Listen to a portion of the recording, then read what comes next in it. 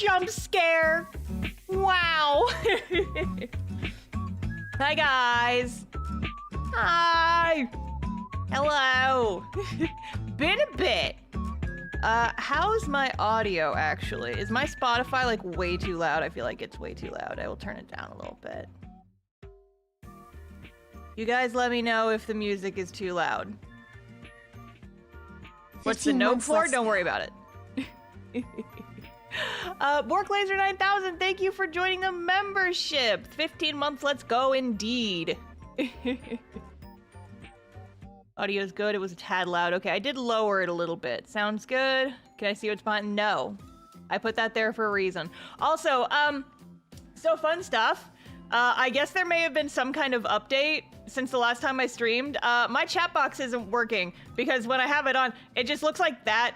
And that's ugly, so we're just not gonna use that. And I'm gonna figure it out before I stream next. Just everything is breaking. I might just need to update OBS or something, but I didn't want to update it right before a stream. So I'll figure that out later.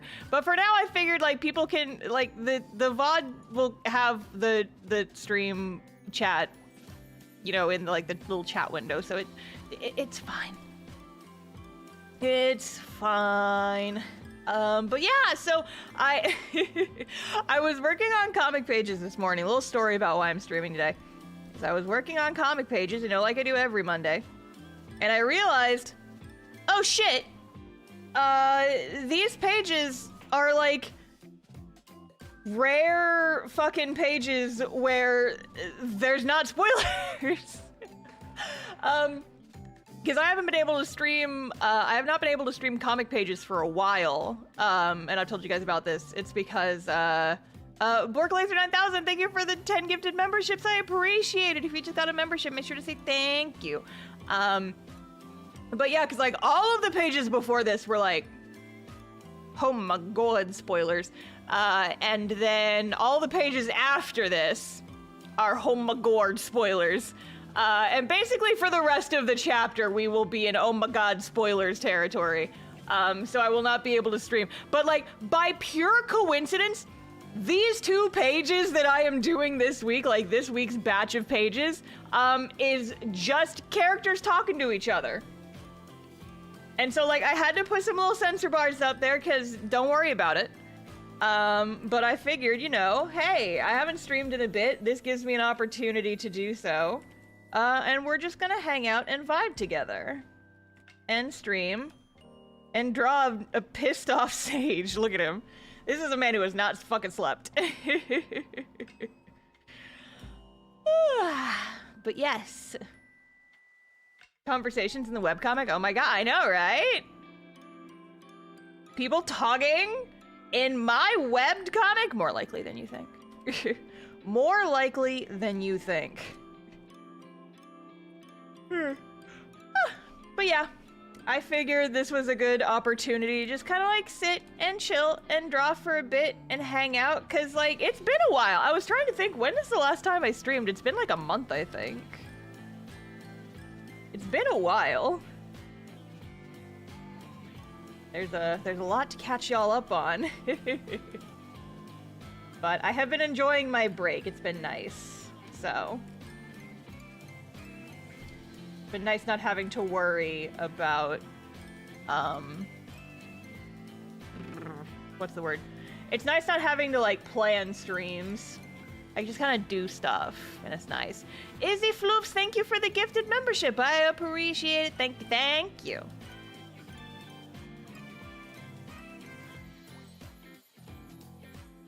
Yeah, in the interim, I finished my next video, or I finished my my most recent video. Have you guys seen it? Have you guys seen it? My my pet peeves video that is performing stupidly well. How has it been up? It went up on Friday and it has 50,000 views. What happened? What happened?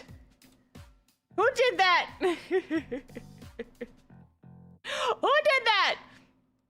Because, like, okay, I was yelling at my friends with this.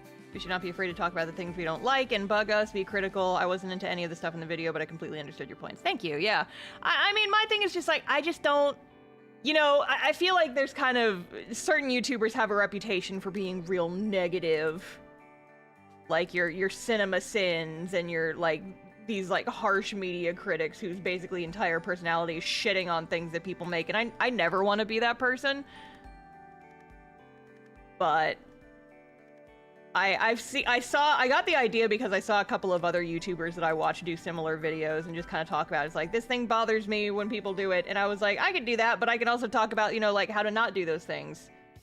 Because my channel has somehow become an education channel. Oopsie doodles. Oopsie doodles. But yeah, so I always try to have a positive spin on it. And that's why I ended the video the way I did too. That was very much like a, hey, you guys sat here and listened to me talk about stuff I don't like for a while. Boom! Motivational jump scare. Motivational jump scare at the end of the video. I had to because it's me and that's my brand is.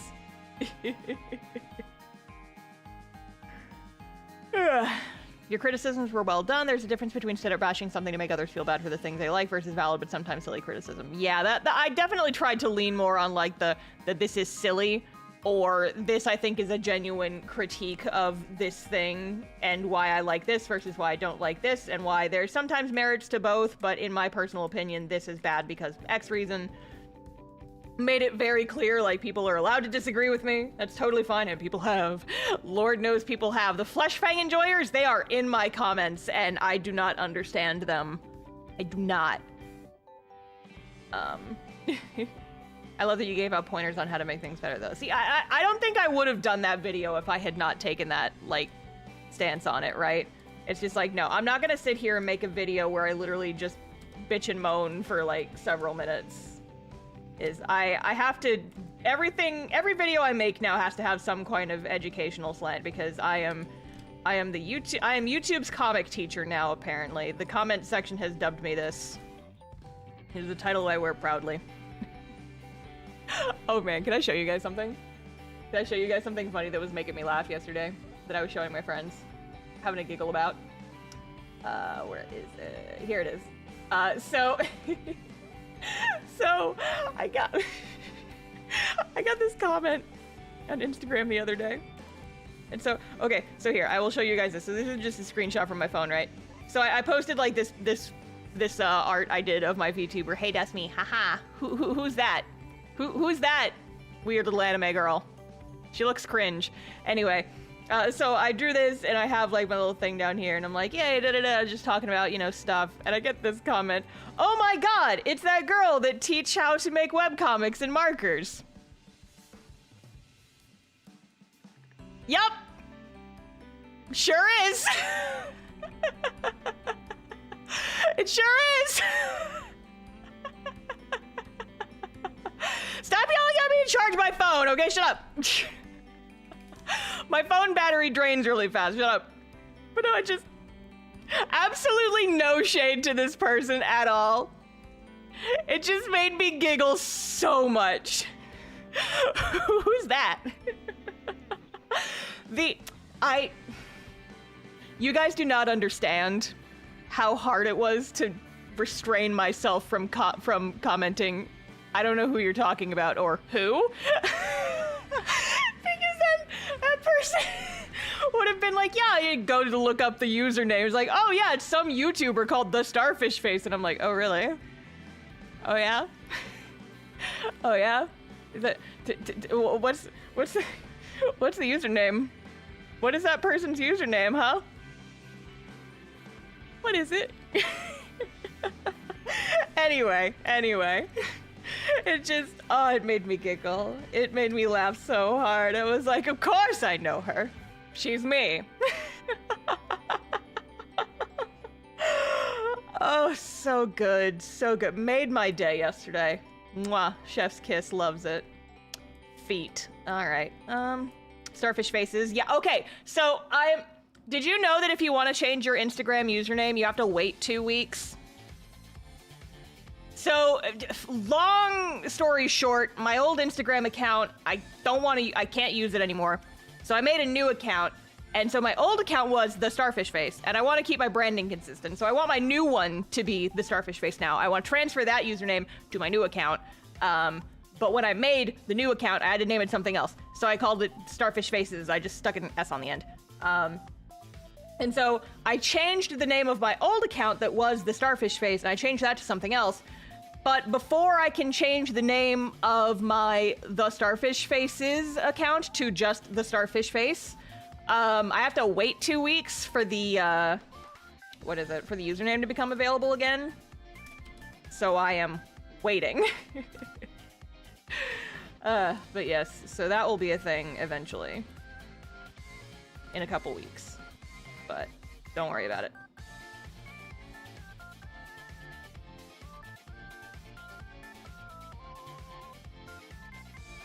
Beat.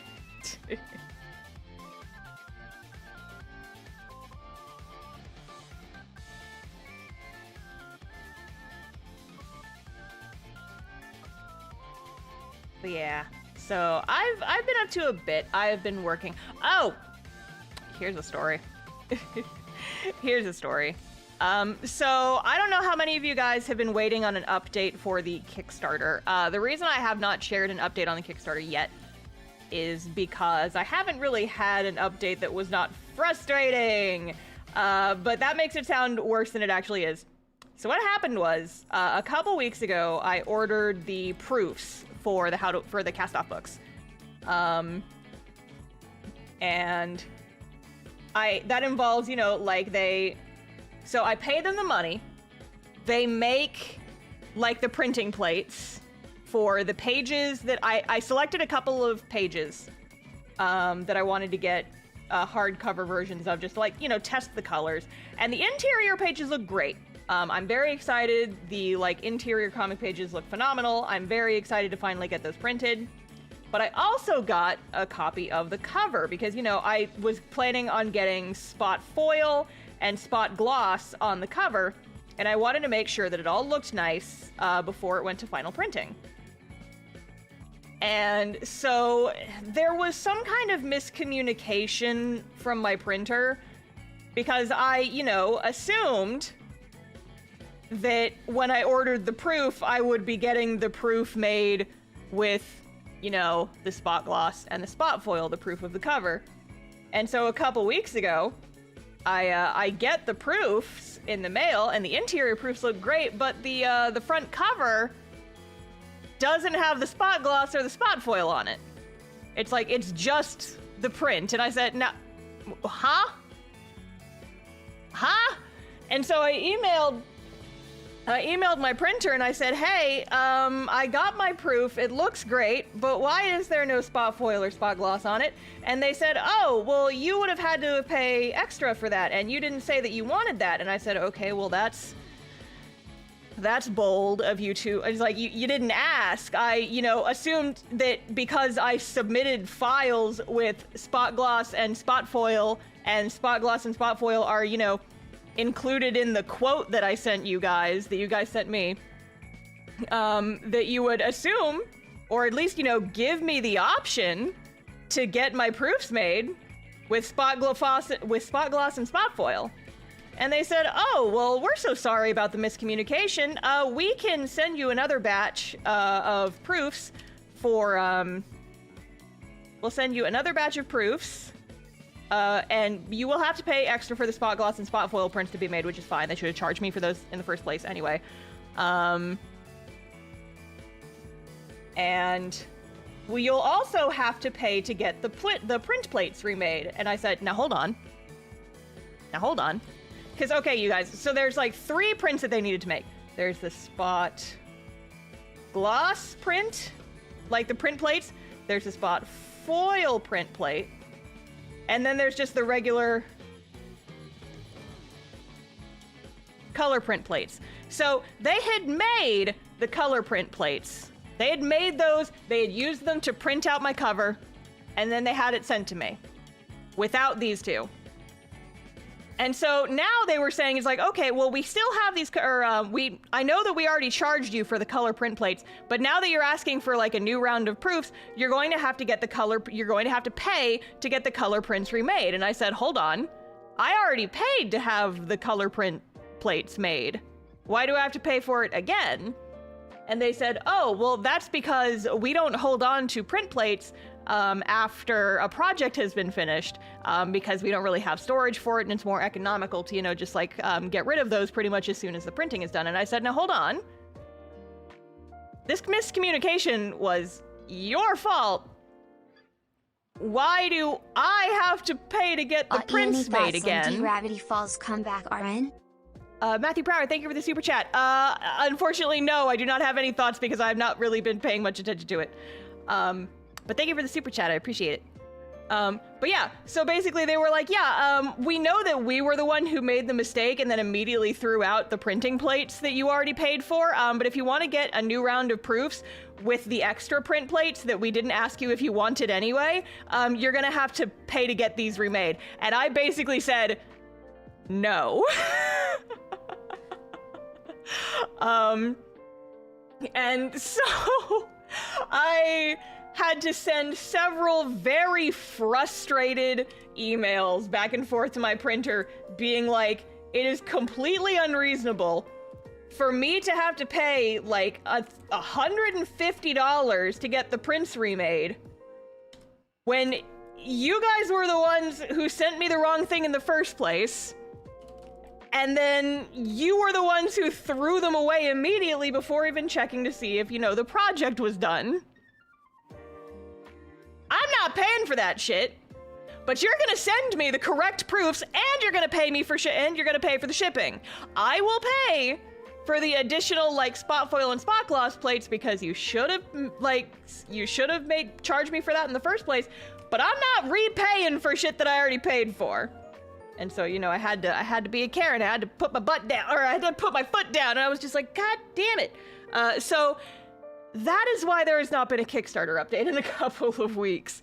It's because I had to, one, you know, order the proofs, wait like 2 weeks for them to get there, see that they were wrong, and then spend like a week going back and forth with my printer, trying to fight them and be like, hey, I want my proofs remade and you need to do it correctly this time. And then they were like, oh, okay, fine. And so they finally did it, and then I had to wait another 2 weeks for the new proofs to get made and then shipped to me. But the tracking number says those should arrive tomorrow. So hopefully they will be correct this time. But yeah, so that's what I've been dealing with for like 2 weeks. That's fun. That's fun for me. Yippee. That's been one of my larger sources of frustration for the past 2 weeks. Love that. For me.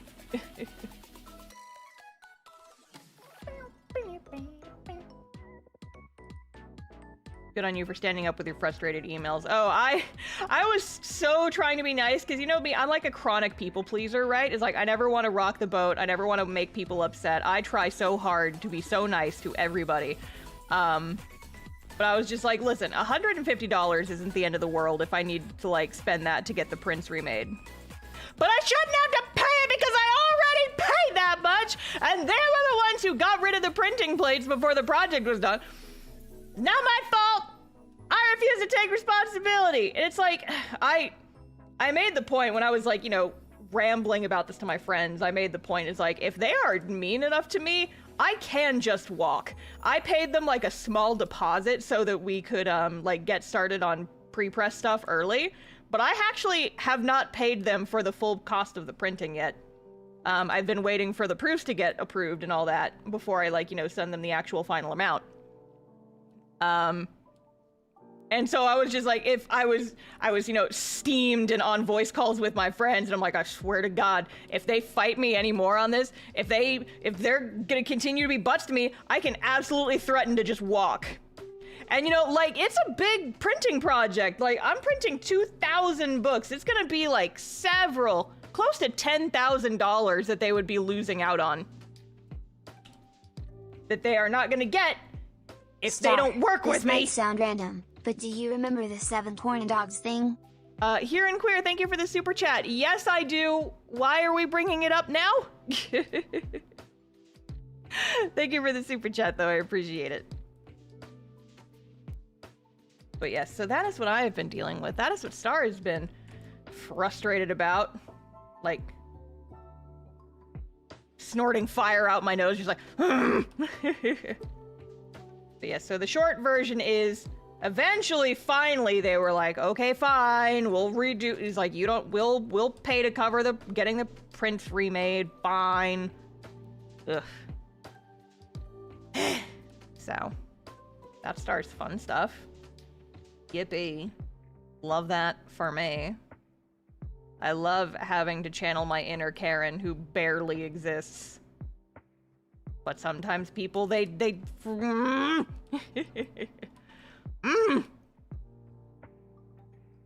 Let this be a lesson, you guys. Don't let people walk all over you. Put your foot down. Don't pay for shit that you've already paid for. Cause see, like, I can look back at myself from like, even just a couple years ago. And I totally would have let that shit slide. So I was such a doormat. I've gotten so much more aggro in the last couple of years. I don't know if it's just like a side effect of being a YouTuber and just like having abuse hurled at me all the time, but I'm just like, I'm not taking that shit! I'm not taking that shit! You think you can talk? You think you can inconvenience me and charge me $130 or $150 for your mistakes? No! Fuck you! So, yippee.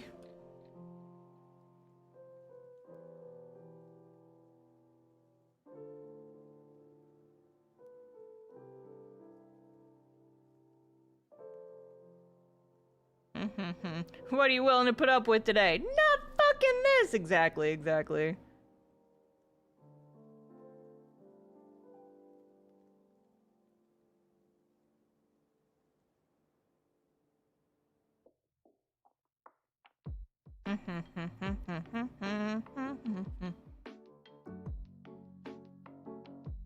But yeah, so thankfully that is, you know, hopefully been dealt with. We will find out tomorrow, because that's when the tracking number says that they will get here.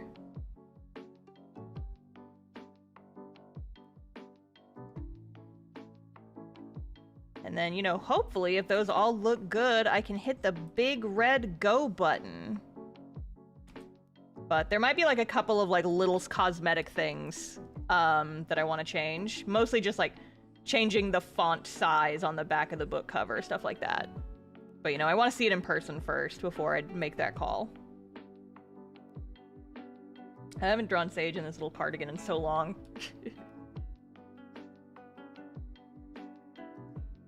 He's just a little guy.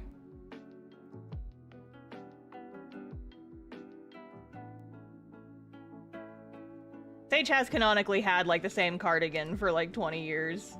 Man does not go clothes shopping. Man just fixes his old clothes and then just keeps going on with his life. That's canon, baby. When do you think the soonest that we might be able to get physical copies? Well, if you backed the project on Kickstarter, those will be going out before the end of the year. That is the goal. They might. So I'm anticipating like late November, December-ish.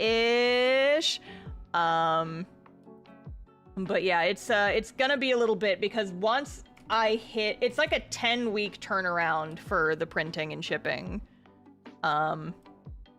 So it will be a little bit longer, but they're coming. They're coming. You know, there's just a lot of stuff going on. So I appreciate everyone's patience. A long process. Lots of yelling. Lots of yelling, lots of stress dreams about books getting printed wrong. Ugh. I actually haven't had any recently, but I remember my first couple of times getting stuff printed, I had stress dream. When I got How to Webcomic printed the first time, the very first batch of prints for that book, I had a stress dream that all of my books came in printed like upside down, and there were like big ugly watermarks on all the pages because I'd forgotten to pay like one of the deposits from my printer. And instead of just, you know, telling me to pay it before they printed my shit, they printed 2,000 books with big ugly watermarks on them that said this person doesn't pay their deposits. And I was just like, no, all my books are like this now. Stuff like that. I would just have stress dreams all the time. And then of course I had, you know, the actual waking nightmare stress dream when I got the second round of How to Webcomics books printed, when they tried to deliver them in the pouring rain when I was 4 states away at a convention. Oh my god. So, you know, hopefully this time will be relatively normal and uneventful, and everything will be fucking fine. Because if it's not, then I will scream. I will scream.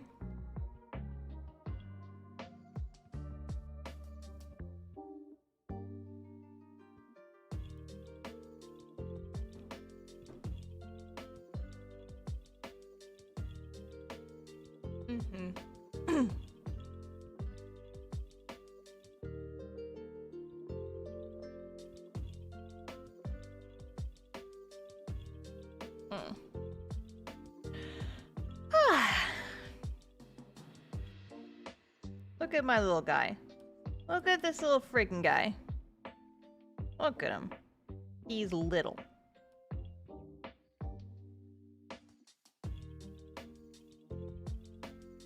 Oh yeah, so here's a change of topic. Has anyone else been playing Fields of Mystery yet? Because oh my god. Oh my god, guys, I'm in deep. I am in very deep.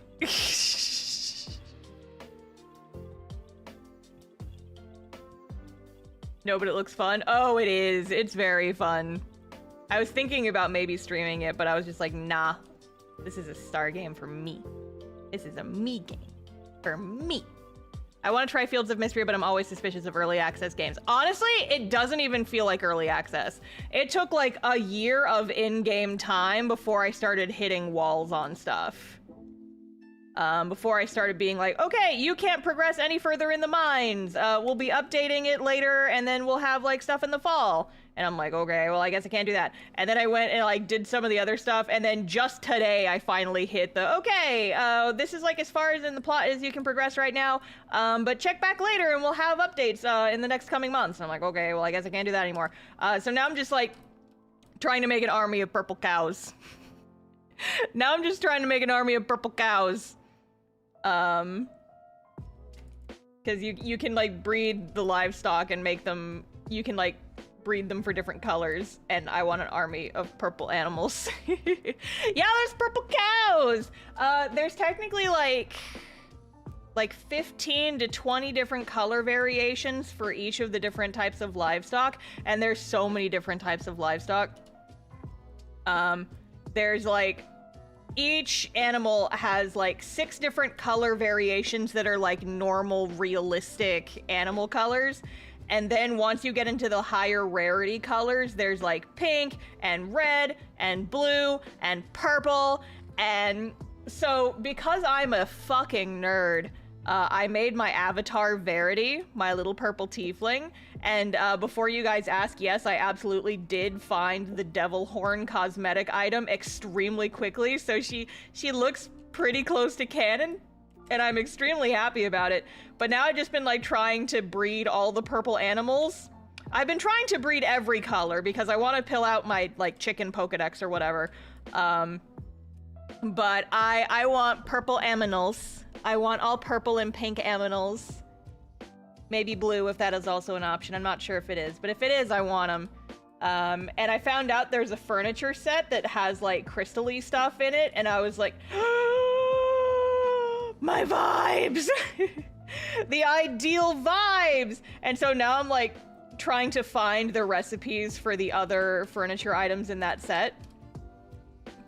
because all I have right now is I have a crystal lamp, which literally just looks like a glowing chunk of crystal that you can just kind of set in places.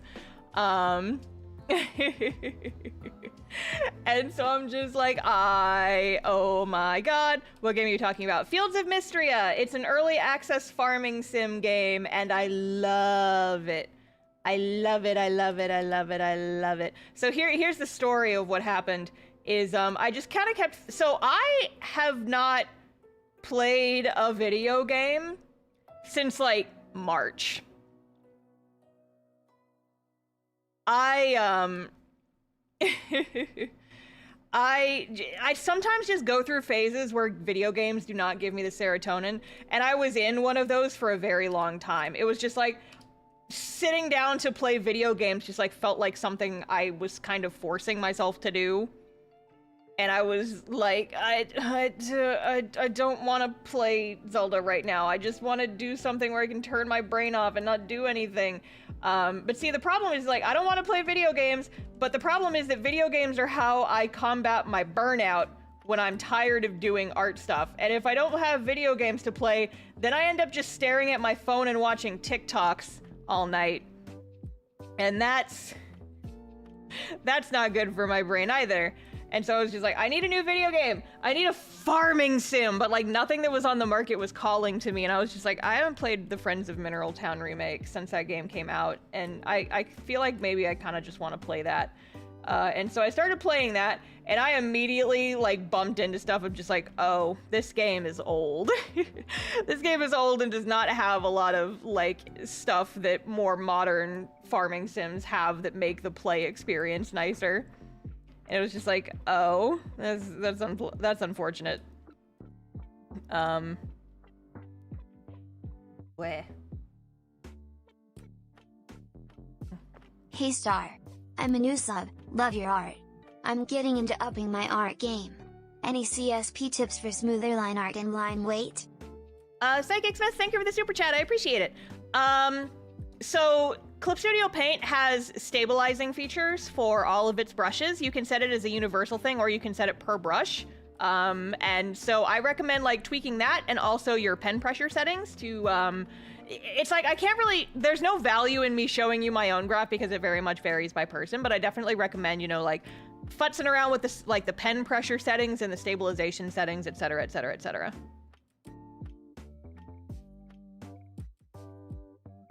So yeah, that's what I would recommend.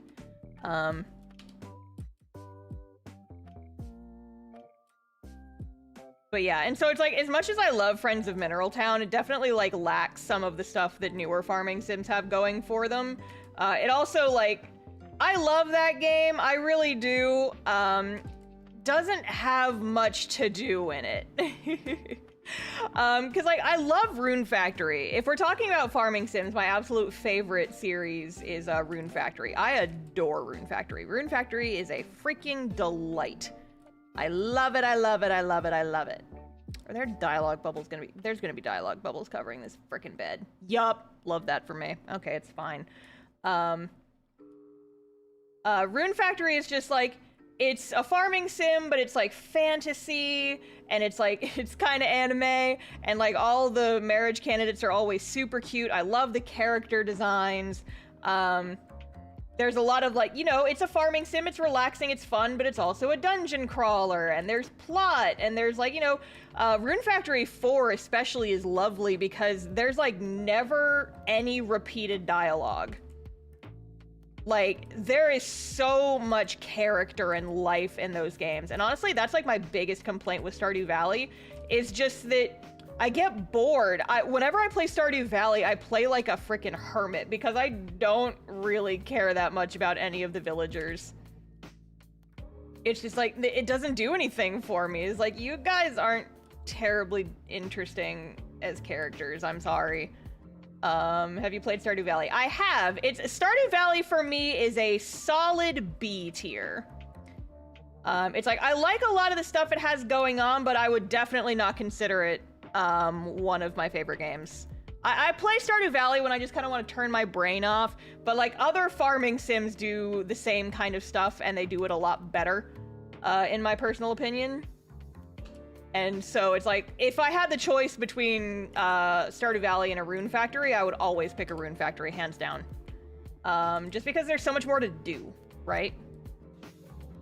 But yeah, and so it's like, I was thinking maybe I should replay Rune Factory, but I played Rune Factory 3 recently, and the problem with Rune Factory 3, it's not really a problem, it's just for me, is like none of the marriage candidates really stand out to me. I like a lot of them, but it's like, there's none that really like stand out as my absolute favorite, which makes things hard.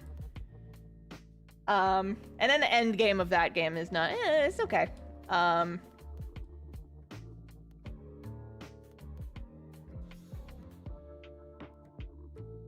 And then I was like, okay, I could replay Rune Factory 4, but I've played Rune Factory 4 so many times that I feel like it's just, you know, kind of going through the motions at this point. I'm just like, I don't know if I want to play Rune Factory 4 again right now. And there's like, well, you could play Rune Factory 5 again. You haven't played that one since it first came out. And then I was like, yeah, but it's got all those performance issues. It's weird. What are some webcomics you recommend reading, besides Castoff, of course? Jason Bush, thank you for the super chat. I appreciate it. So if you haven't checked them out already, I've started recommending new webcomics at the end of each of my videos. So my most 3 recent newest uploads are some comics I've recommended. Goth Western, Tales of Alderwood, and Soul to Call have been the 3 that I've recommended recently. I've uploaded, those first 2 have shorts associated with them. The Soul to Call one will be coming out, I think, next week or the end of this week, I forget. If you want more comics that I recommend, if you go on Castoff's website, which is linked in the pinned comment, and you go to the links page and you scroll down, I have a list of like a bunch of different comics that I enjoy and read and share with people. So check that out if you want some of my personal recommendations. It's, I need to update it. It's a little out of date. I haven't touched that page in a long time, but I'm mostly just gonna start, you know, like recommending new comics in my videos because that seems to help people get a lot of new traction. But yeah, so I was just like, I want to play a new farming sim, but I don't know what I want to play. And I started looking at like a couple other ones, and I like, you know, peeked at some. Sunhaven was one that was recommended to me.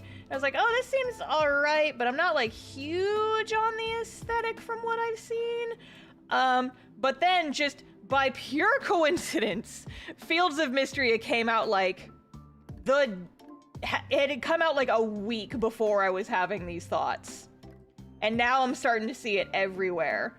And I like, you know, I picked it up out of curiosity. It was only like 13 bucks, so it was real cheap. And I was like, okay, this seems, I like the art style. I like the aesthetic. This seems like it has a lot going for it. I picked it up. I started playing it. I need you guys to imagine that meme of the person sitting in front of their computer and there is just light and energy just blasting out of their computer and like blowing their hair back. That was me playing Fields of Mystery.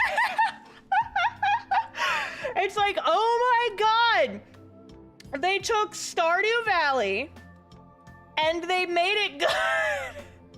That's mean to say, I shouldn't say that. But it's basically like if they took Stardew Valley and took all the stuff that I didn't like about Stardew Valley and they fixed it. And I was just like, oh my god, the characters in this game actually matter and they do stuff and this town feels like it's actually alive. And you know, I've been playing the game for like 20 hours at this point. I don't think I've ever run into a single repeated line of dialogue. Like, the characters feel so, like, fleshed out and interesting, and I haven't really even, like, attempted romancing any of them. It's just, it's fucking fun.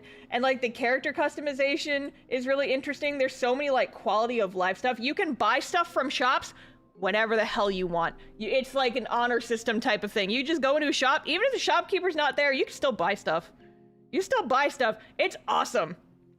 And I am having so much freaking fun. Stardew Valley and 90s anime had a baby. I kinda, yeah, because the visual aesthetic is very kind of like 90s anime, but it's very good. It's very good. So if you guys like it, if you guys want a cozy, fun game that's kind of like low stakes but still gives you plenty of stuff to do, Fields of Mystery is freaking phenomenal, and I am very, very excited for them to continue, because they said they're gonna, you know, keep releasing updates and stuff for it periodically until the full game comes out, and I am super duper excited about it. Because it's an early access, they're like requesting feedback, you know, because like with early access games, they're putting it out there as like, hey, this is unfinished, but you know, we've got a playable game at this point, and we're mostly just kind of like, we're putting it out there early to get feedback from players, to see what kind of stuff you guys want added. And I actually, you know, I did send in feedback because this is a gaming genre that I'm really passionate about, that I really love, and I saw this as something that's like, oh, I actually do have a couple of suggestions. As someone who plays a lot of farming sims and has a lot of thoughts on stuff in the genre, I sent them like 3 pages of text. I sent them so much fucking info. I was just like, hey, so here's the thing I noticed, and here's the thing that I was having a little bit of trouble with. Here's something that this game does that I really like, so you guys might consider incorporating something like it, because I thought it worked really well in this game, and I think it would also work really well in Fields of Mystria, and like da-da-da-da-da, and then I was like pulling on real life experiences, because one of the things that I wish was in the game was in, what is it? Oh gosh, I'm blanking. In the Friends of Mineral Town remake, you can like ring the little bell outside of your barn to bring the animals outside during the day so they can just eat grass and you don't have to like feed them. They'll just feed themselves. And also, you know, it raises affection because it's like, yay, we get to be outside. Yay, we're animals. We're cows. Yay, and we're outside. And then you also get, you know, the joy of seeing your little critters like run around on your farm, and it's really cute. But the problem is, so in Friends of Mineral Town, your animals will just automatically go back into the barn at the end of every day, so you don't have to worry about it. You still have to let them out every morning, but like at about 8 p.m. in game time, the animals will just all go back into the barn by themselves. You don't have to do anything for it. In Fields of Mystria, they do not do that. You have to remember to put the animals back in the barn at the end of every day, or they will be upset with you the next morning. And I was just like, no, my animals! They're mad at me! And I feel like, I wish that the animals would just go back into the barn by themselves at the end of the day. And so when I put that in my feedback form, I said, so I wish that animals could go back into the barn by themselves at the end of every day, and Friends of Mineral Town does this, but also this happens in real life because my mom has free-range chickens, and they have a door on their coop that's automatic, and it just opens by itself when the sun comes up, and then it closes by itself when the sun goes down, and the chickens know that when the sun goes down, the door to the coop is gonna shut, and my mother has trained them to go into the coop before it shuts so that they don't get locked out. So this is a real life thing with real life backing up, and so you should put it in the video game so I don't keep forgetting to put my animals back in the barn at night, and then they get mad at me the next morning. Please and thank you. So I literally got to reference my mother's real life chickens when making feedback for an early access farming video game. It's like, my mom's chickens can do this, so you should let the chickens in the video game do this.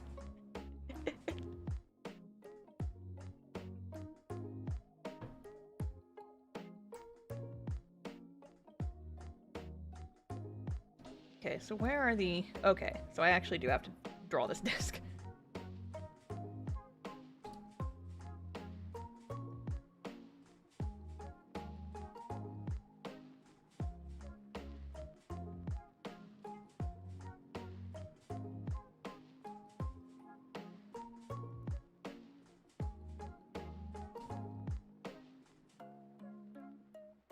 But yeah, so I've just been real excited about the game. I think it's really fun.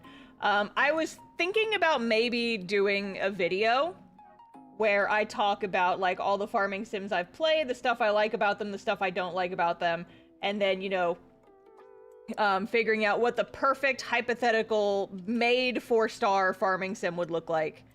And then just kind of like talking about it in the video, because I thought that would be fun, and it would be a way to like, you know, talk about my gaming hobby, but I could also like do some art associated with it, etc. And then like, I was thinking about that, and then 2 days later, I picked up Fields of Mystria, and then it was just like, oh, this like has all the stuff I want. So that video would end up just being, Star really likes Fields of Mystery because it solves pretty much all the problems that she had with farming sims that she has played. Not all of them, to be fair. There's some cool stuff that some other farming games have done that I really like that I wish were incorporated into other games. Like my perfect hypothetical farming sim would also have this. Harvestella actually has a really fun mechanic in their farming. Where the farm that you have has a bunch of different like sections, and you can grow specific crop types in the different sections, and I thought that was really neat. So like you have your main farm, which is, you know, just like dirt, but you also get access to this like riverbed where you can grow like grass, and so you can grow like submerged crops. You can grow like rice and stuff in there because, you know, that's how you actually grow rice, is you have like a submerged rice paddy and you grow the rice in the water. And so Harvestella had a farm, a little section of your farm that did that. And I thought that was really cool. And they also had a cave where it was like really, really dry and it never got water even when it rained. And so like you could plant stuff like chili peppers back there that needed to the really arid air. And I thought that it was really cool. And so, you know, I thought that was really cool and innovative, and that was about the only cool and innovative thing that Harvestella did with its farming, but it's fine. I was talking to a friend about this. We were just like talking about farming sims, and the thing about Harvestella is Harvestella was disappointing for me personally just because it wasn't what I expected it to be. It's a real good JRPG, but I wouldn't say it's a good farming game. The problem was when I picked it up, I thought it was going to be a farming game with some light JRPG elements like Rune Factory was, but it turned out it was the opposite. It was a JRPG with some light farming elements, and it was kind of disappointing to me personally because I was looking for more of a farming type game, and then it wasn't that, but it's still I wouldn't say it's a bad game. It's just not what I was hoping it would be. But it did still have some stuff. The art in that game is gorgeous. Like, entirely. I could look at that game all day. It's so freaking pretty.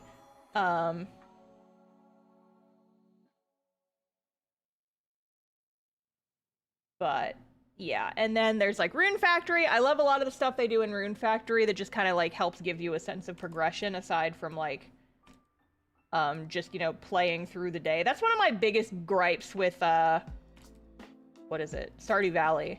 Is that there's just like no real sense of progression. Like in Rune Factory, you know, there's kind of a plot you're playing through. In Fields of Mysteria, there's like your town ranking. You're trying to level up the town and you're trying to like do all these quests to like make the town better and all that. While also doing your own stuff on the side. And I really like all of that, but like Stardew Valley just like you kind of just run out of stuff to do.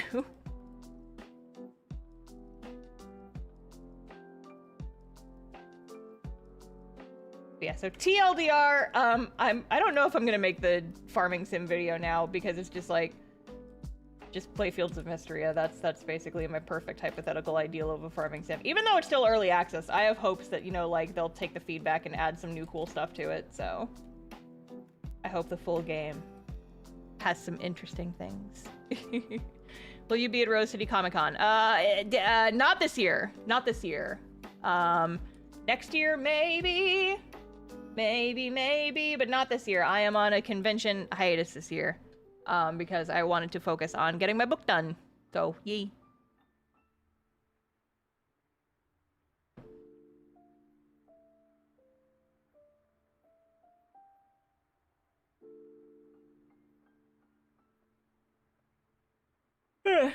That's actually another thing that I could talk about. So, I haven't really been doing many conventions this year. I did like MomoCon because they invited me as a guest, and I did a couple of other like smaller shows just because they were local and easy and nice to me. But I've been on a kind of a convention hiatus for since the end of last year because I wanted to spend this year focusing on getting my Castoff Volume 1 book done. And, you know, like, the prep for that is basically finished. I just have to... I have, like, a couple of little tweaks I want to make before the final printing.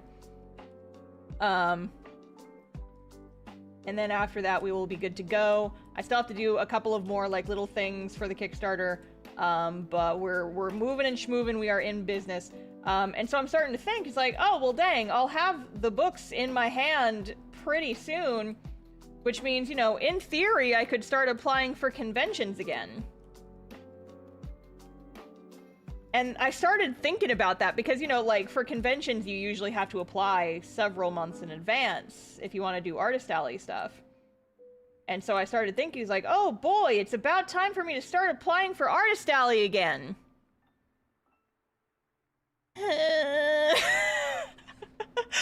think I'm still burnt out. I think I'm still a little bit burnt out on cons is the thing. I was just like, okay, it's time to start doing conventions again. Oh, I don't wanna. Oh no. And so I'm like, okay, well, maybe I can take a little bit longer of a hiatus, but I shouldn't take too much longer of a one because, you know, books now that I can take, and I've got my books and stuff, and it is fun, but I'm still just like, oh, I'm dying inside. I don't want to go to cons right now. If you need a longer break, we'd totally understand. Yeah, I think I gotta decide what I want to do, because one thing I would instead, because it doesn't have to be an all or nothing thing. It could also be that, like, I just do one con every 3 months or so, and I only apply to, like, a couple every year. That is probably gonna be the route I end up taking. Just, like, only apply for my best shows and see which ones I get into. Apply for guest positions at, like, more local cons, stuff like that. And see what happens. But yeah, my other thing is I've also been trying to clean out my inventory a bit of just like stuff that doesn't sell super well online. And the thing is, it's like, you know, while I haven't been doing conventions and I've been focusing more on like the comic and my YouTube stuff, I kind of don't need conventions anymore. It's not like a required part of my income, and so there's less motivation for me to like focus on them, right? And so now I'm just like, do I need to do, because like IkiCon opened applications recently, and that's like my hometown con. I usually do that one every year, but it's just like, I don't know if I want to. I don't know if I want to do IkiCon, because IkiCon's kind of mid, depending on like a year-to-year thing. It can change a lot.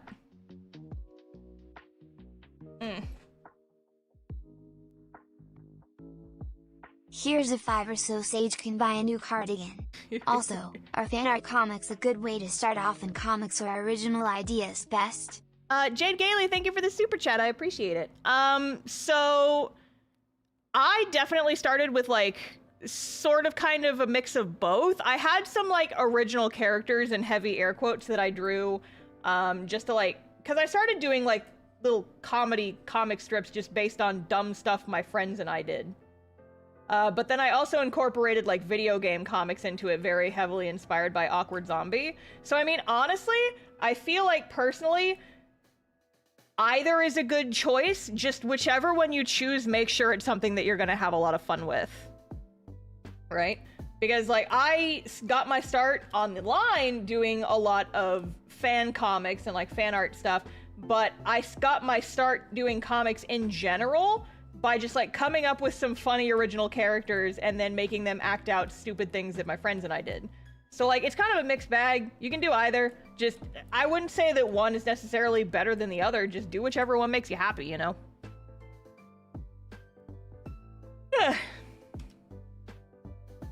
So my other thing, getting back on the subject of conventions, the other thing that I've been thinking about, and I was talking to some friends, because I went to Colossal Con in Texas over the weekend. I popped in for like a couple hours on Saturday just to see what was up and talk to some friends. And I was thinking about it, and I was like, well, if I'm not gonna be like vending at conventions for like most of my smaller shows in Texas, I could theoretically get back into doing like performance stuff at cons. Because, okay, when a couple of years ago, this was pre-pandemic, I was in a dance cover group. They kind of just adopted me, but I had a lot of fun with it, and I left for a lot of reasons that I'm not going to get into. But I have missed performing ever since. I've been real sad about it. It's like, oh man, I miss performing. But I haven't had a lot of motivation to try and do it solo, and I can't really go back to the old group that I used to be in. Again, for a number of reasons.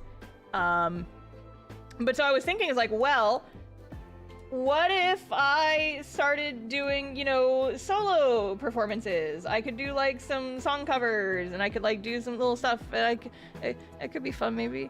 It could be fun. But I don't know, and it's because it's just like, I don't know if it's something I want to do by myself necessarily, but I don't know anybody who would want to do it with me, and so I don't know. It's just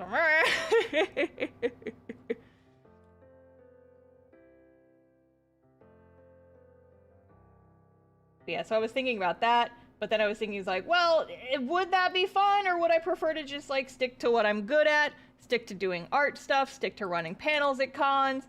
But then it's like, oh, well, I mean, I should take the opportunity to try it while I can, and if it doesn't work out, then it doesn't work out, but if it does work out, then I have fun, and it's a thing.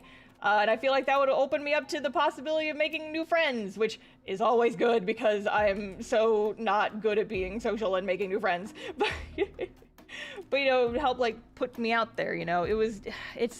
I keep going back and forth on it.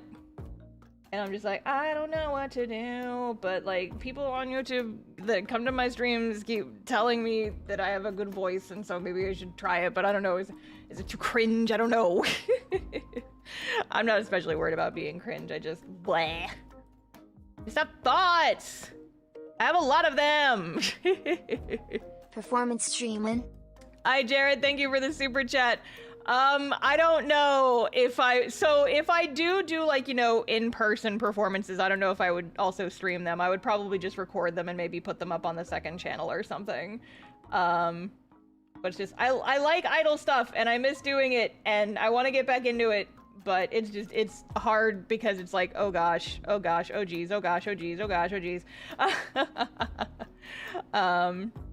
But I don't know. I have actually been thinking that I kind of want to do a karaoke stream at some point soon. I don't know when exactly, but at some point in the future, maybe someday.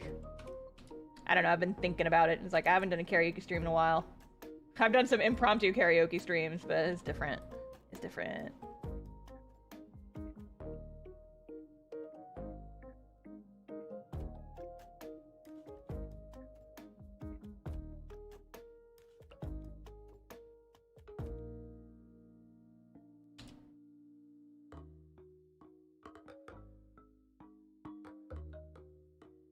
I'm gonna have to draw the rest of that wardrobe when my censor bar is not there. I'll come back and draw the rest of this bit later. I'm gonna have to ink some of this off screen because I can't remove that spoiler tag. Don't worry about it. There's nothing under there that's important. Nothing, nobody, there is nothing there. Don't worry about it. Don't worry about the censor bars. They're super duper normal. Super duper normal. Boring, even. Okay, I'm gonna fart with this later, so I think I'm just gonna... I forgot about the fucking cheeseburger! I forgot that I had to block out what was in this person's hand. And so I just put a fucking cheeseburger there. Cheeseburger! The most important character in Castoff, the cheeseburger. Cooking the pizza? No, the pizza's dead. Long live cheeseburger. Long live the burger.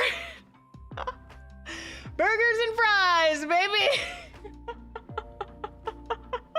Can I buy a Big Mac? About the fucking burger. Oh no. Izzy Floops, thank you for the super chat. This is a 2-dimensional Big Mac. I don't know if you want to purchase this one. It's 2-dimensional and cursed. Woo! Cursed! worst burger. Look at Sage, he fucking hates this burger. Sage is just like, get that fucking burger out of my face. Get that fucking burger out of my face. Who already posted the burger on Discord?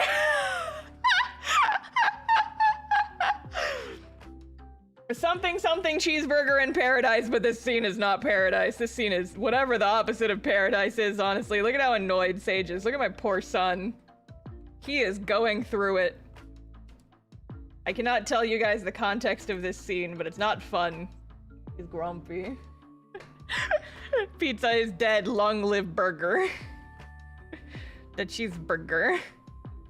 Oh yeah, and then I have my other sense of bar over here, just don't worry about it. Don't worry about it. Don't worry about it. Burger! Sage got a food service job? Yes, this is exactly what happened. This is exactly what happened.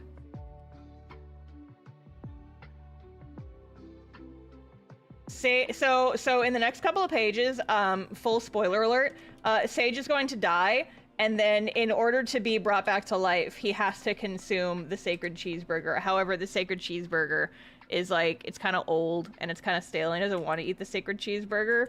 But they're like, oh, you want to come back to life and you want to exist in the modern day part of the story? You gotta eat this fucking stale ass cheeseburger. And he's like, no, I don't want it. It's gross. And they're just like, eat the fucking burger. And they're just like, no, I don't want it. It's got like too many onions on it and it's stale. I don't even like cheeseburgers.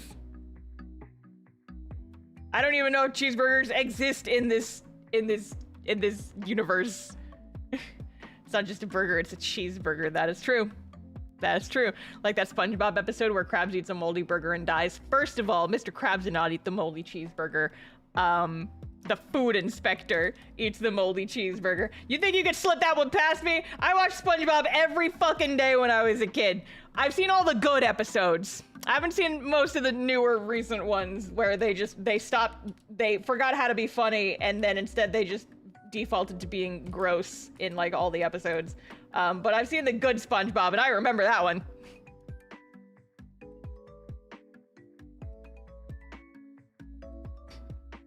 Long live burger. The burger. The burger of life.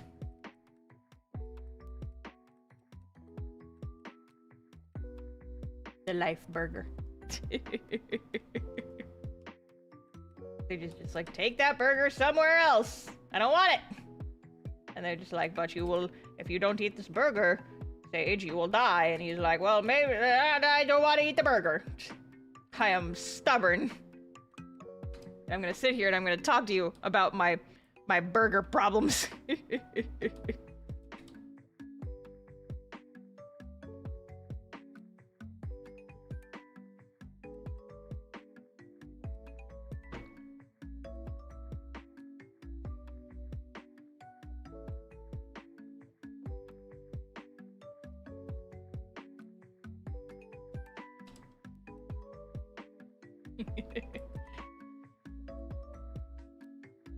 Oh man, there's some kind of pun there. Sage, can't you see we have bigger problems? More like burger problems. Ba-da-ba. Oh boy. Sage must really hate that burger. Yeah, it sucks. It's a fucking shitty burger. It doesn't even have any roasted mushrooms on it. It's the fucking worst burger you've ever seen. He's like, fuck your burger, I don't want it. Any other mushroom burger enjoyers in the chat? I love me a mushroom, like a mushroom Swiss burger. Oh, that is the best shit right there. That is the good shit. Love me a mushroom Swiss burger. I was so mad when Whataburger discontinued theirs because it was so fucking good.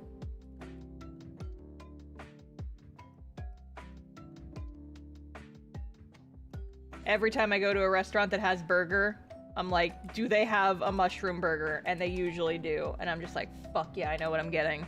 It's easy. Easy peasy. People actually put mushrooms on burgers. Yeah, like roasted mushrooms on a bees burger.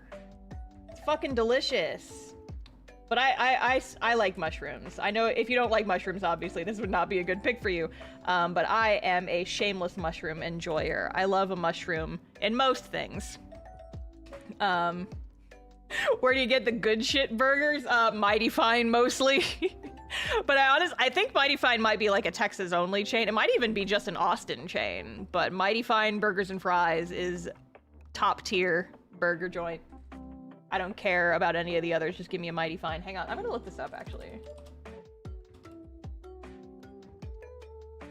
Is it just an Austin thing?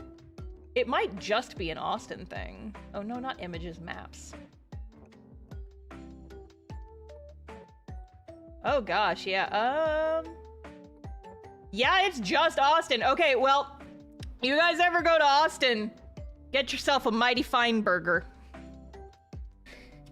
And you want to have fun at the Mighty Fine while you're in line waiting. If they ask you if you want fries, which they will, ask them ask them to show you how big the fries are. Don't worry about why. Just do it. Just ask them to see the sizes of the fries. Why is there already Sage eating a burger fan art in the Discord? Why is there already... Why is there already Sage burger fan art in the Discord? And why does he look so happy? He's clearly not happy about this fucking burger. He hates this burger. What about a burger that's nothing but cheese? Then it's not a burger. It's just cheese at that point.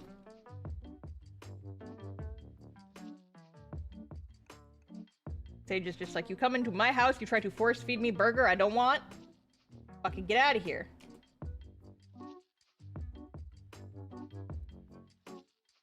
Maybe he had a burger redemption arc? Oh, Lord.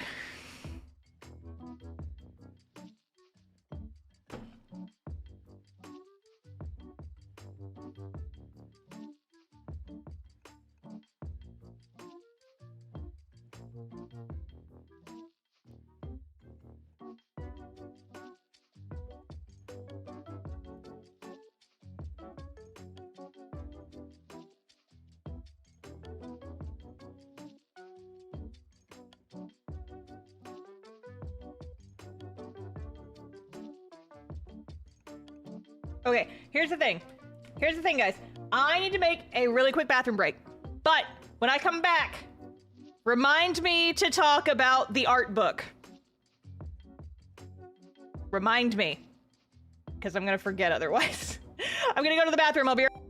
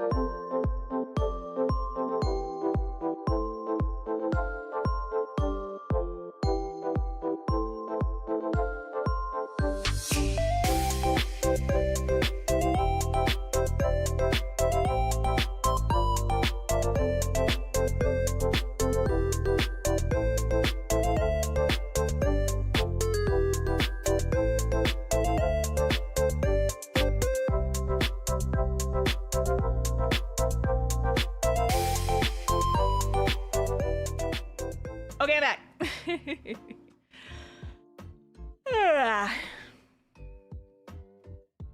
Oh, was the chat box still in the... I forgot to turn it off the BRB screen. Hang on, let me look. Oh, yep. There's the ugly... Okay, I'll have to fix that later. Talk about the art book. Yes, yes. Okay. That was gonna be my next thing that I talk about because guys, I need your input. I need your input. Yes, I got it. We don't need... I'm talking about it now. You can stop reminding me. I knew this was gonna happen. I don't know why I thought this wasn't going to happen. I just said that to make you guys anticipate so you'd stick around while I was peeing. Anyway. So, okay. So I've been having thoughts. The basic gist of it is I need you guys' help deciding. I think I want to make an art book, but I need you guys' help deciding if it should be a Castoff only art book or if it should be just a stars art in general art book that also just happened to have a really big section that's Castoff related. Because, okay, so the reason I am waffling so hard is next year is Castoff's 10th anniversary. And I think it would be very cool to do one that's specifically for Castoff, but at the same time, I also think it would be cool to do a book that has like a whole bunch of art from a whole bunch of different stuff. And I could like talk about my OCs and I could talk about like some art that I've done. I can do both. So the options are, let me make a Venn diagram. So the options are option A, which is just Castoff art. Or there's option B, which is Castoff art and also other stuff. The reason I'm waffling is because I think it might be cool to have a Castoff specific art book come out for the 10th anniversary. But also I think it would, is there a way for me to do a poll in YouTube chat? I don't think there is. Heck.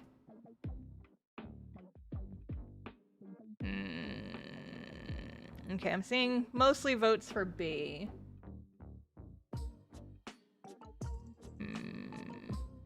I know there's like a way to do polls, but I forget what it is.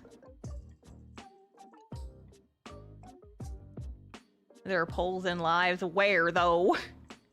I don't have anything external set up. Hang on.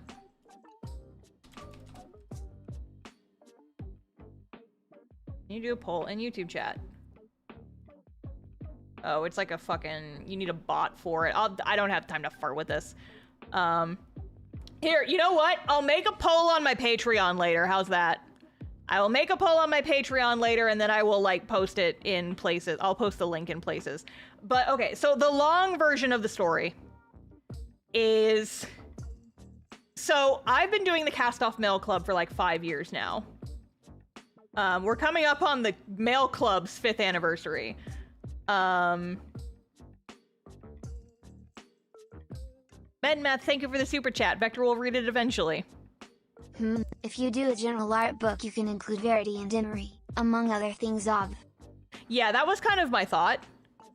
Is if I do a general art book. If I did a general art book, it would include Castoff, it would include a lot of original character art, it would include a lot of sketches, it would include also, like, higher res versions of all my merch art that I've done over the last couple of years, especially for designs that I've discontinued.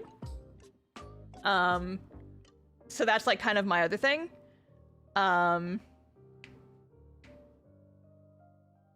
And so I've done the Castoff Mail Club for a really long time, and you can poll in the community tab. I guess so, yeah, but like I don't just want to post a poll in the community tab with no content. I'll do something. I'll do it after this. I'll do it after this. Don't worry about it. I'll figure out a poll later. But the short version is I do reruns for the Mail Club stuff every year for the comics anniversary, and it has gotten to a point where it is unsustainable to continue doing the reruns. Especially the stickers, since it's not the type of thing where I can stockpile them and then just sell them once a year. It's not really sustainable, and it just makes me miserable in April because it's just like packing orders takes like 6 hours, and I have to do that like every other day. It's too much. It's gotten to the point where it's too much. And so I started thinking, what if I made like a really nice like 7x10 art book that has like, you know, slightly higher res versions of all the Mail Club art in it. Like I could put the I could put like a full page spread of the postcard art on one side, and then I could do like the sticker designs on the other side, and I could like write a little blurb about it, and I could do that for every single month for the last like 5 years or so. And I was thinking that would be super cool. And then I was like, okay, well, if I did that, if I made an art book for the Mail Club, I should just make it like a Castoff art book. And then I can include like character sketches, I can include like some development stuff, I can include some older art, I can talk about like the development process of the characters and make that really cool. And I could do that for like the comic's 10th anniversary because that's happening next year. But then I was like, well, I also have all this other cool stuff. That's like, I have all my old merch designs, I have these print designs, I have like some discontinued stuff, I've got just like general art and doodles, I can talk about my original characters that are not in the comic, like, yeah, you know, like my D&D characters, Emery and Verity and Lapis and Cyrus and all them, Zephyr, Felix, da-da-da-da-da. Is like, I can include stuff about them, and I can talk about them, and that would be super cool. But then I was like, okay, do I want these to be separate things, or do I want them to be together? Because if they are all together, I could make like a really nice, kind of hefty art book that would make like a conversation piece. It would look really nice on a bookshelf, or on a coffee table, or something like that. And also, it would be a hell of a lot easier to keep up with the inventory if it was just one book. But at the same time, it might be nice, since the comic's 10th anniversary is next year, it would be nice, you know, maybe to just have like a special The Castoff art book, like from the first 10 years of the comic, like everything from pre-production all the way up until current stuff. That would be pretty cool, I think. And then I could, you know, potentially do a second book with like my other stuff, but I think I like the idea of them together. But I don't know. And so that's what I'm kind of waffling about right now. If there's more options with option B. There is, that's true. Personally, right now, I'm leaning more on the side of kind of doing everything, and I can break it up into chapters, right? So I can have like the Castoff chapter where I just like talk about stuff. I can show some development sketches. And then I can have like all the Mail Club chapter, and then I can have like my D&D characters chapter, and I think 2 books would be better if it'd make it easier to get it done for the anniversary, but 1 book does sound cool. See, it would come out next year for the anniversary either way, because right now it's like, I have the art. The art exists. I would just need to make like a cover, and I would need to format all of it. But like, it would also be like harder to keep up with the inventory if it was 2 books, and I have to worry about juggling them all. Some people may specifically want a printer or sticker. I don't know what you could do about though. See, like the thing is, it's not sustainable anymore. It genuinely is not. And so I'm thinking like what I might do is I might find some kind of print on demand service for the stickers specifically if I discontinue them. But it's too much work for me to do anymore, unfortunately. So that's kind of makes it hard. But yeah, maybe just Castoff, but it can be a limited edition, and an art book with everything is permanent. Maybe. But then would people buy both if it's like... Maybe a limited run wouldn't be a terrible idea, actually. Start with the Castoff. But then would people buy the bigger edition as well if it, like, included the same stuff as the Castoff book and then everything else? Like, okay, if I made A and B 2 separate books, but A was like a limited run and then B came out later...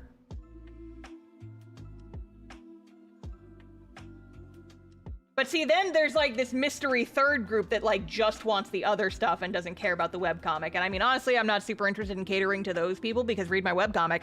But A is definitely geared toward longtime fans of the comic. That is true. I could, you know, like slim it down to, for like the B book that's everything, slim it down to like just the best of the mail club stuff, potentially. You guys are giving me stuff to think about. You guys are giving me stuff to think about. I will think about it. I will think about it. Thinking about it. Alright, well, anyway, get that out of here.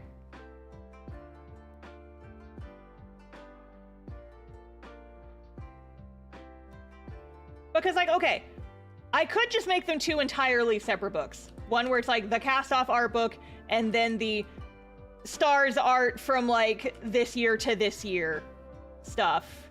And that includes like all of my like original character work. It includes like some old zine pieces. It would include like all my, like high res, nice looking versions of all my fan art.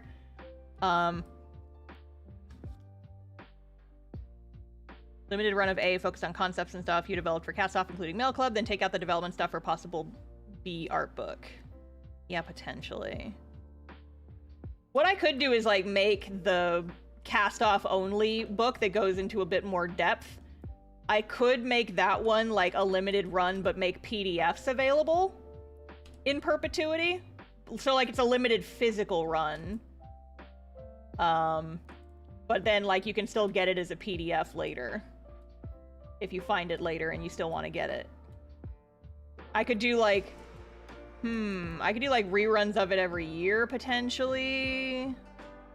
Maybe? I don't know, I don't know. It's still very much like in the early thinky phase of this stuff, right?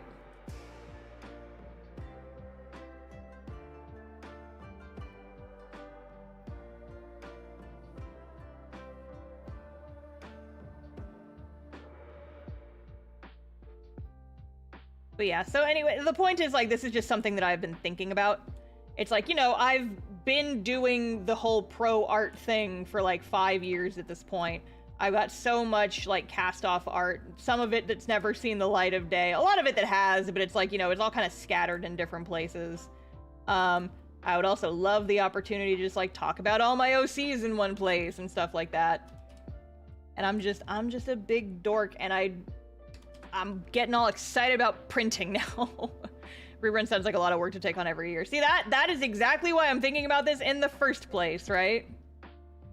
But like with something like this that would be, you know, generally a smaller project, I could do like very limited occasional print reruns of just like 100 books and just be like, okay, because I wouldn't have to like go with my overseas manufacturer for them. I could just get them made with like a domestic place.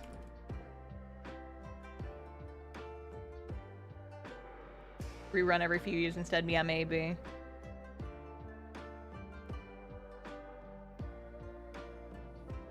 It's definitely all worth thinking about, and I do appreciate all of the ideas, because this is just something that, you know, I've been thinking about for a while.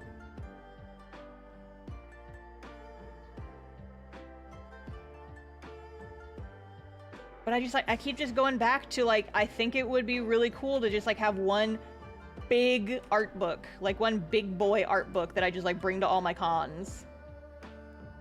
Just be like, hey, I've got this. It's huge.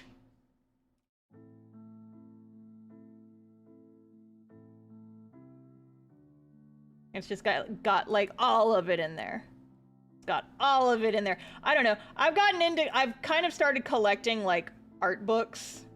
Because I go to Kinokuniya a lot now these days, and like every time I'm in there I buy a new art book, just because it's like they're so big and nice and they look good on my shelf, and then I can like flip through them to get inspiration for my own stuff. The problem is they're all in Japanese, so I can't really read what they say, but I still find them really interesting to like look through the pictures and all that stuff.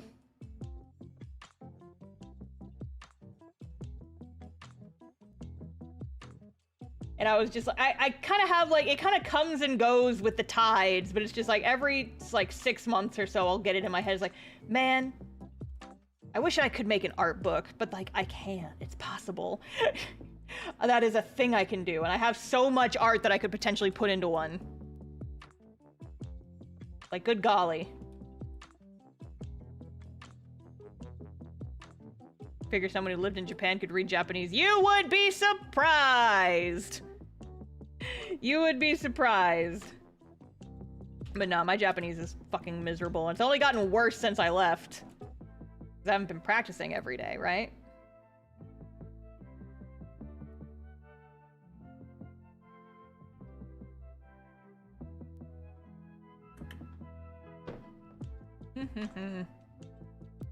Ah.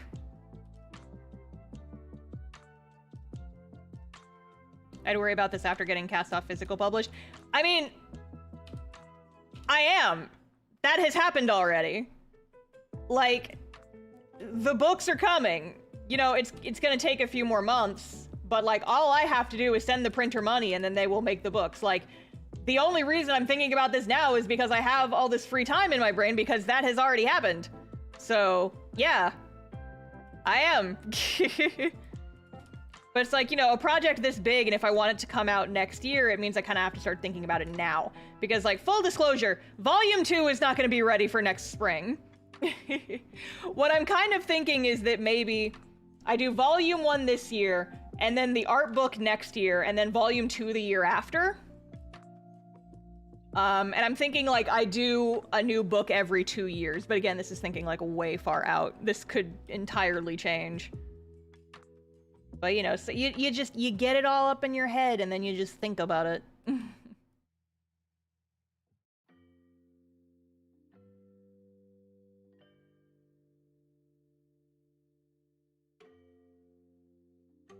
Cheeseburger.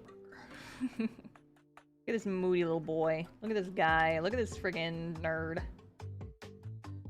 Frickin' emotion wizard. Have you guys ever been sad?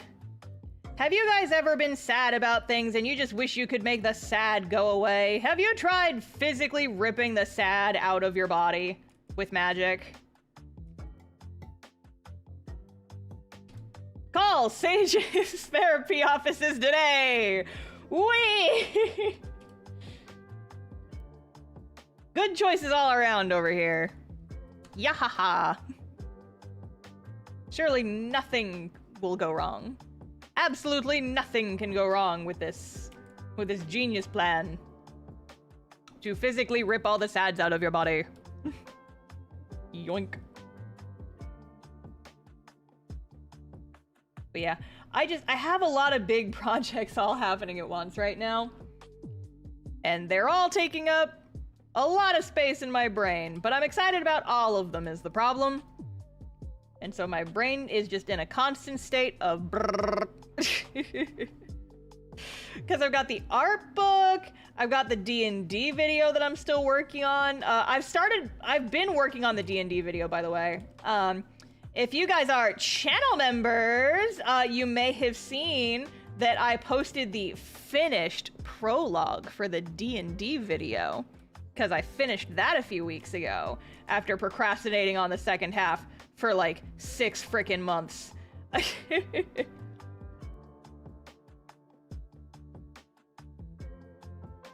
Because the second half of the prologue is mostly effects and scenery, but I finally sat down and did it because I thought it would be a cool clip to show, and I didn't have to wait on voice lines from anybody else.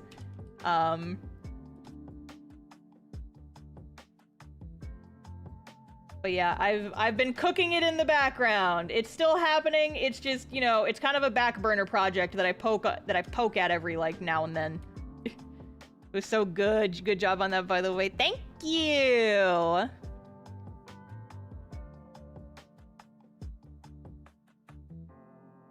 But yeah, so, you know, eventually that D&D video will be finished. I kind of took a little sabbatical from it for some personal reasons, but I am back at it. And I'm just, you know, because my weekly schedule is Monday, Tuesday, work on comics. And then after that... after I am finished with my comics for the week, I just kind of fart around doing whatever needs to be done for the rest of the week. A lot of last week was spent playing Fields of Mystria because my brain was not working in the aftermath of finishing my most recent video, and so I needed something to do that was not work. And I have been poking at the D&D video on and off. But a lot of the progress has been boring.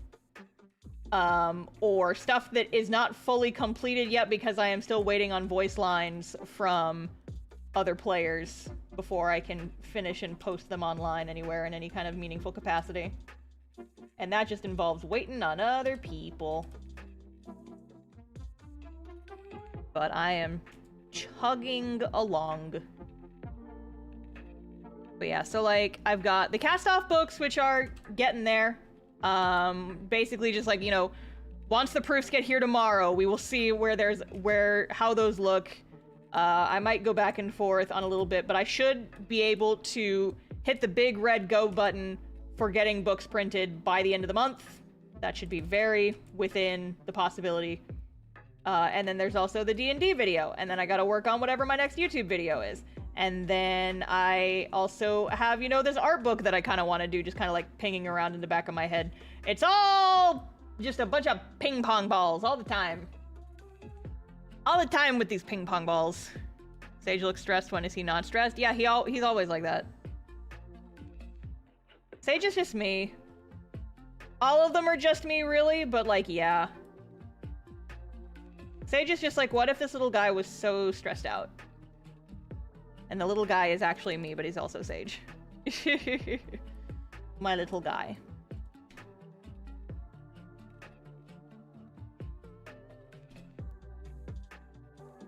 He's like, don't you know who I am? I'm a mage, points at Necklace. It's like, I am so fucking cool, and you are being so rude to me with this cheeseburger right now.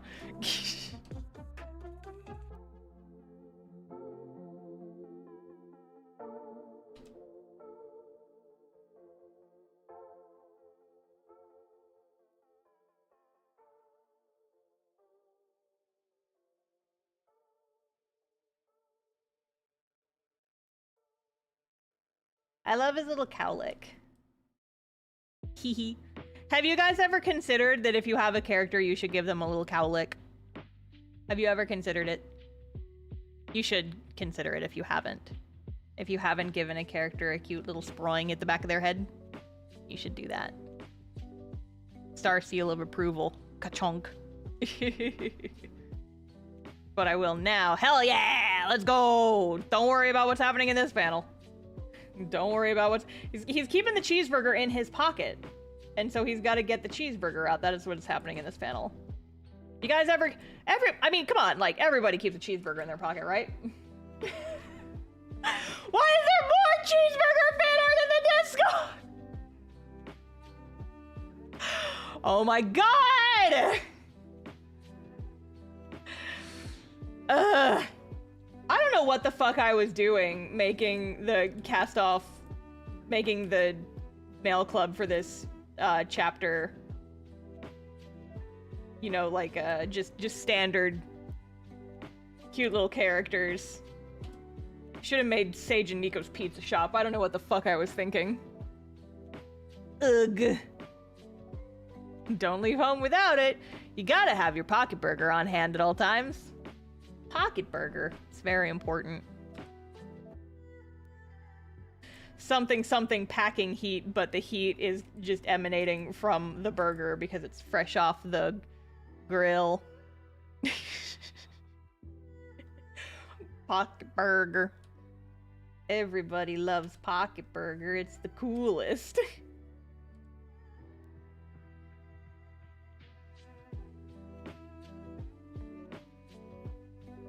Most of Pocket Burger is getting covered up by dialogue anyway, so it's fine.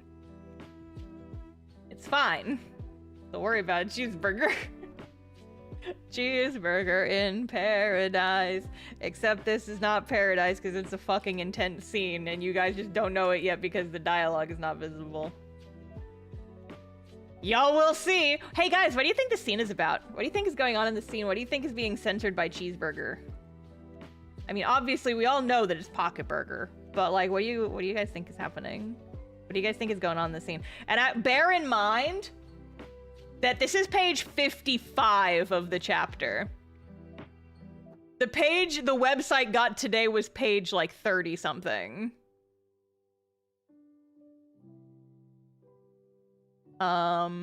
What page did go up on the website today? Was it like 30? 33. So page 33 went up on the website. This is more than 20 pages ahead of that.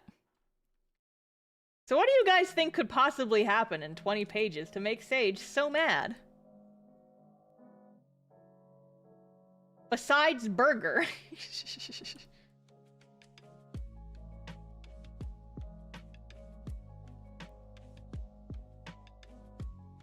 Emotion jar, interesting. It's hiding that it's actually a burrito. Yeah, it's not a burger, it's Chipotle. He put salt in his drink again. Oh gosh, you're right. That's it. That's so right. That's exactly what happened. God damn it, Sage. Label your fucking jars, bro. More importantly, whose hand is that? Good question. Glad you asked. Burger Man.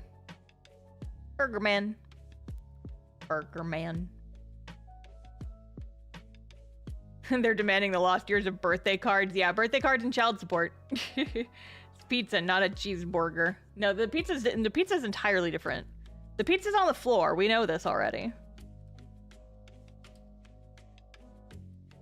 We know about the floor pizza. It's old news at this point. Sage, what is your face looking weird? This panel. Why is your face looking weird, bro?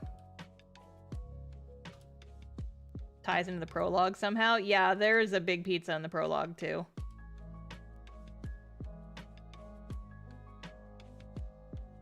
We've all seen the prologue pizza.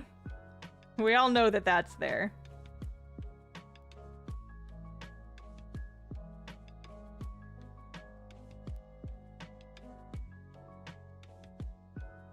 Scoot your mouth over a little bit. Be disgusted slightly to the right. Burger shop versus pizza store. Lori's going out of business. Oh no! How many weeks until normies get this page? Normies won't get this page till like November. Because I am very far ahead. Basically, once I was done with the bulk of printing prep, I was just like, okay, I really want to get us back to 2-time-a-week updates, but I need to rebuild my buffer first. And so I then spent like 2 weeks and I drew like 7 pages in a week. And then I've been doing, 2 pages a week since then. And so the Patreon is finally back up to 8 pages early.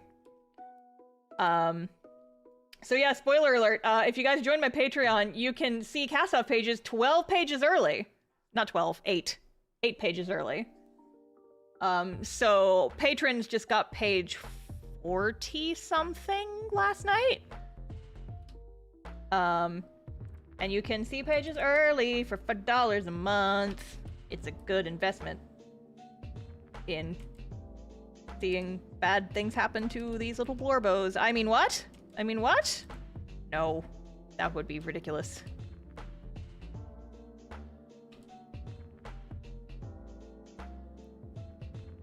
When I saw the page has updated again today, I audibly shrieked, "My life has a meaning again." Oh my goodness. You're welcome. But oh man, let me tell you guys, reading the early access chat last night was so much fun because the pages that patrons are getting right now, there's some stuff happening. I was honestly really nervous for some of the stuff in this chapter, but I have gotten plenty of reassurances from all of my friends who get to see pages as soon as I finish them that it is good.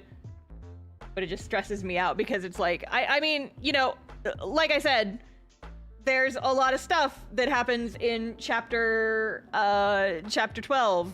And I mean, like, there was a reason that I had to put, content warnings at the start of this chapter. I have already drawn those scenes. The scenes that were the reason why the comic this whole chapter needed content warning, that scene has been drawn. So, yeah, we're just waiting for it to come out now. Star, what? What? Listen, I was serious when I was talking about how this chapter was gonna be darker, and that's why I was nervous about it. But How many important pages do you think chapter 12 is going to have? I can actually give you a definitive answer because I got so antsy and I wanted to know when, like, how much runway I had for the rest of the chapter that a couple weeks ago, I literally just sat for an entire day and I thumbnailed out the entire rest of chapter 12 so I would know how many pages were in it. 71, by the way. 71 pages in chapter 12 in total. And we're now back to 2 pages a week, so we're gonna be fucking zooming. It's gonna be some FMA level magic mishap, isn't it? Who could say? Who could say?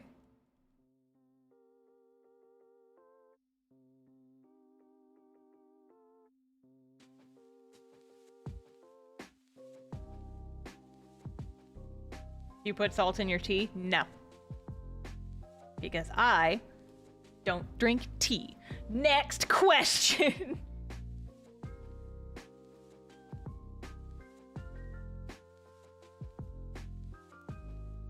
Oh, I forgot Sage's shitty little stubble that he started growing towards the end of this bit. Boy just hasn't been sleeping. He's been real fucking tired. And so he's got just like a little bit of shitty stubble in this scene.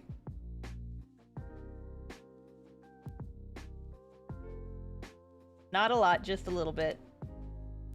Just a little bit. He's got a lot of bit in the current, the present time section of the chapter.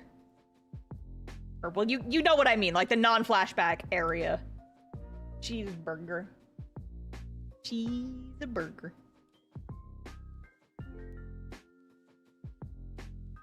I gotta draw feet again, one sec.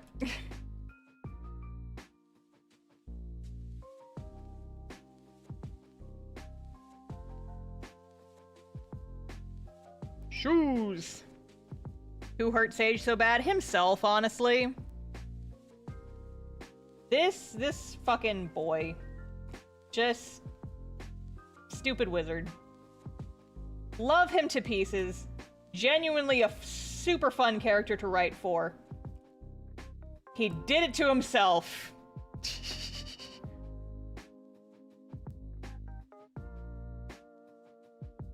I ended up binge reading the whole thing and now I'm suffering. You're welcome! You're welcome! Shoes. Yes, very important, very meaningful shoes. The shoes are the most important character in Castoff. Remember the shoes.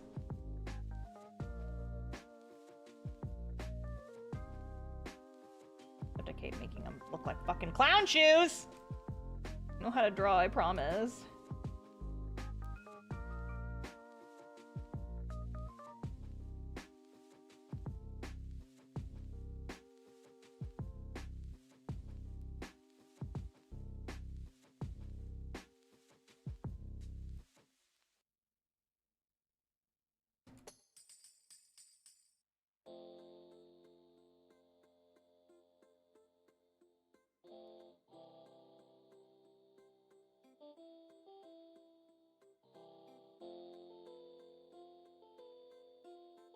But yeah, I am excited for the rest of this chapter. There's a lot of stuff, like, in this chapter.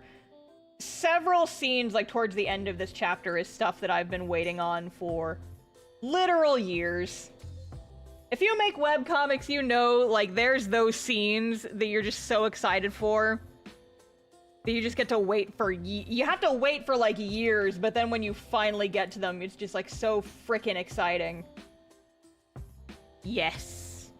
A lot of that is in this chapter. Like, some big fucking scenes that I've had in my brain. Like, before I even started the comic even, some of these scenes. I don't think this specific one is one of them, but it is very importante. Like, this is a short little kind of interlude scene here, but it's arguably one of the more important ones in the chapters. Because it introduces cheeseburger. Cheeseburger.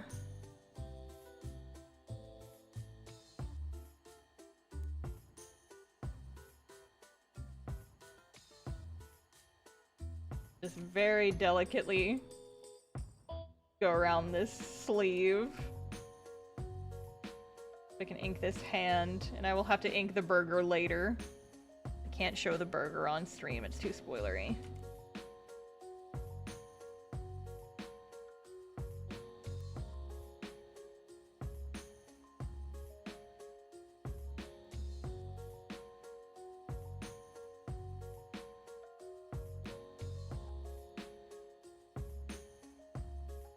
Alright, so here's the thing, gamers.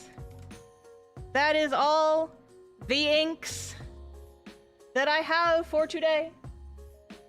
I gotta do some of this stuff off screen, off stream, but I think I can't do flats until I'm done inking, and I can't finish inking until I'm not streaming anymore because I have the spoiler blockades. But yeah, I think I might go ahead and call it for today. Because I have done what I have needed to do. But yes, so thank you guys for coming. I hope you all enjoyed my random surprise stream.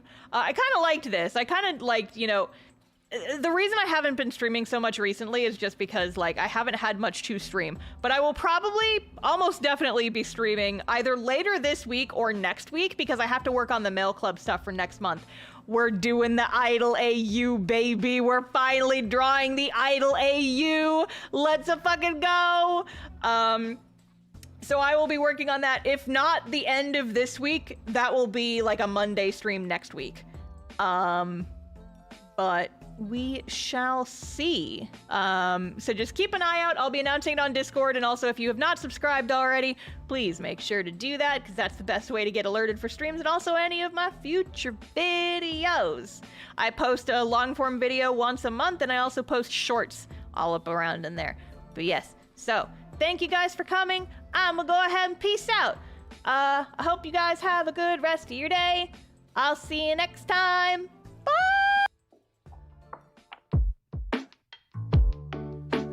Chewy Pixel, thank you for joining the memberships. Ah!